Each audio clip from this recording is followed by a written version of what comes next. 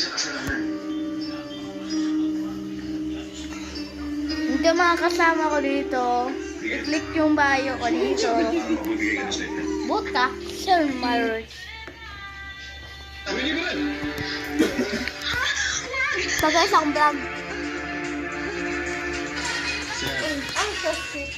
wala talaga sa kasalanan. Malapit na kami matulog. Kaso,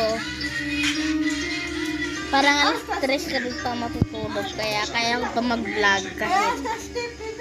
Naindyan lang, no? Dito lang, no? Ayun, no? Ayun, no? Nakikita mo po.